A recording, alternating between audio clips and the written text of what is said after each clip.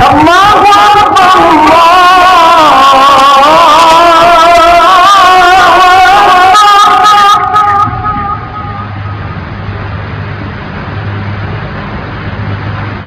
اللہ الرحمن الرحیم۔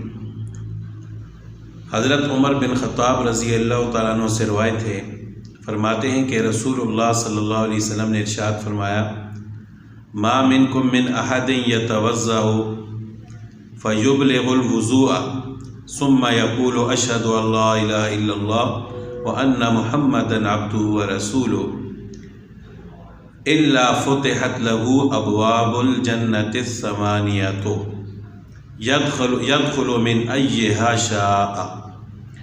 حضرت عمر بن خطاب رضی اللہ عنہ فرماتے ہیں کہ رسول اللہ صلی اللہ علیہ وسلم نے فرمایا کہ آپ میں سے جب بھی کوئی شخص اچھے طریقے سے وضو کرتا ہے، جس طرح وضو کرنے کا حق ہے سنت طریقے سے، پھر وضو کے بعد وہ یہ کلمہ پڑھتا ہے جس کو عام طور پر ہم دوسرا کلمہ کہتے ہیں، اشہد ان لا الہ الا اللہ و اشہد ان محمدا عبدہ ورسولہ۔ اشہد ان لا الہ الا اللہ وحدہ لا شریک لہ، یہ پڑھنا بھی درست ہے، اور اگر یہ نہ پڑھے واشہد ان محمدا عبدہ ورسولہ پڑھیں تب بھی درست ہے، دونوں طرح درست ہے۔ تو جو شخص وضو کرنے کے بعد یہ کلمہ پڑھے گا، شہادت کلمہ، تو رسول اللہ صلی اللہ علیہ وسلم فرماتے ہیں کہ اس کے لیے جنت کے 8 دروازے کھول دیے جائیں گے، جس دروازے سے چاہے وہ جنت میں داخل ہو جائے۔ تو یہ اتنا بہترین کلمہ ہے، اتنی فضیلت والا کلمہ ہے۔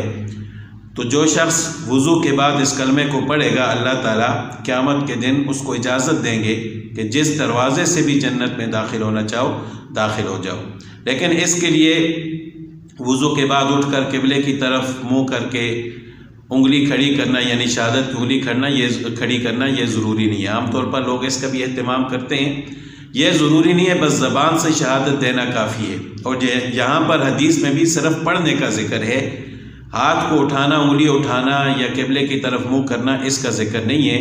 تو اگر صرف زبان سے بھی کوئی شخص یہ کلمہ پڑھ لے وضو کے بعد، تو اس کو بھی اللہ تعالیٰ یہ فضیلت اور یہ مقام عطا فرمائیں گے۔